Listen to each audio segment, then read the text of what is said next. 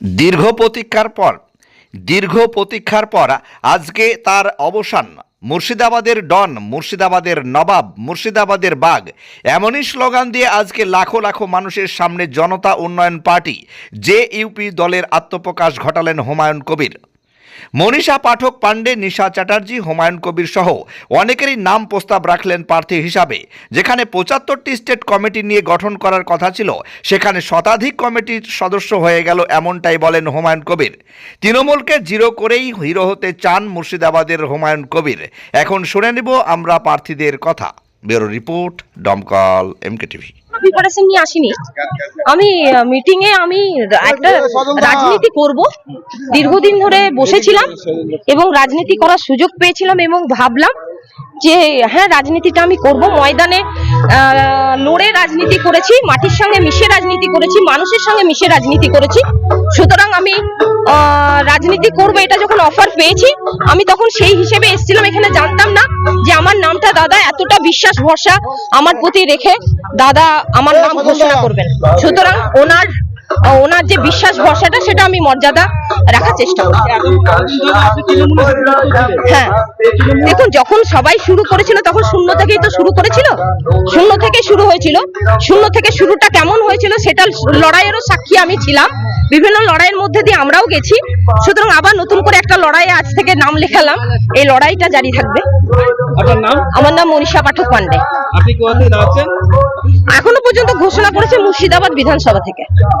তার মধ্যে আপনার নাম কেমন লাগছে?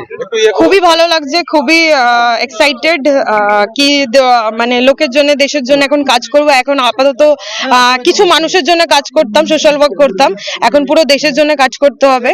তো আমি চেষ্টা করব কাজ করার। প্রিপারেশন নিয়ে এসেছিলেন যে আজকে আমরা? না, প্রিপারেশন নিইনি, আমি এরকম কিছু জানতামই না।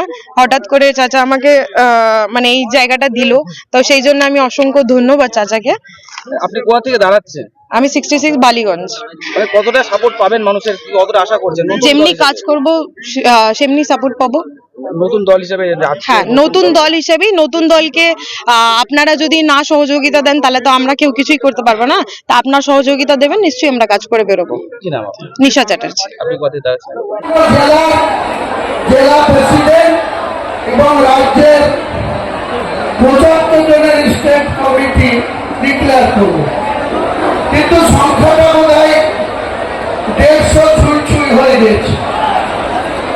তো আমি আমার বক্তৃতা দেওয়ার শুরুর আগে সঞ্চালক মোকাদ্দেসকে বলছি, আমাদের যে স্টেট কমিটি, কতজন ভাইস প্রেসিডেন্ট তাদের নাম, কতজন জয়েন্ট সেক্রেটারি তাদের নাম, কতজন সেক্রেটারি তাদের নাম, কতজন স্টেটের কমিটির মেম্বার তাদের নাম ঘোষণা করবে।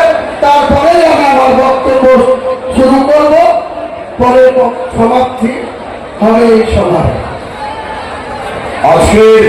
অডিটন স্পিচ অ্যান্ড হিয়ারিং ক্লিনিক, এখানে উন্নত মানের মেশিনের সাহায্যে নাক গান গলার পরীক্ষা করা হয়। এছাড়া উন্নত মানের কানের মেশিন পাওয়া যায়। বাচ্চাদের স্পিচ থেরাপির মাধ্যমে তোতলা দেরিতে কথা বলা বা কথা বলতে না পারার সুচিকিৎসা করা হয়। আমাদের ঠিকানা দমকল তেঁতুলতলা HP গ্যাস অফিসের নিকট।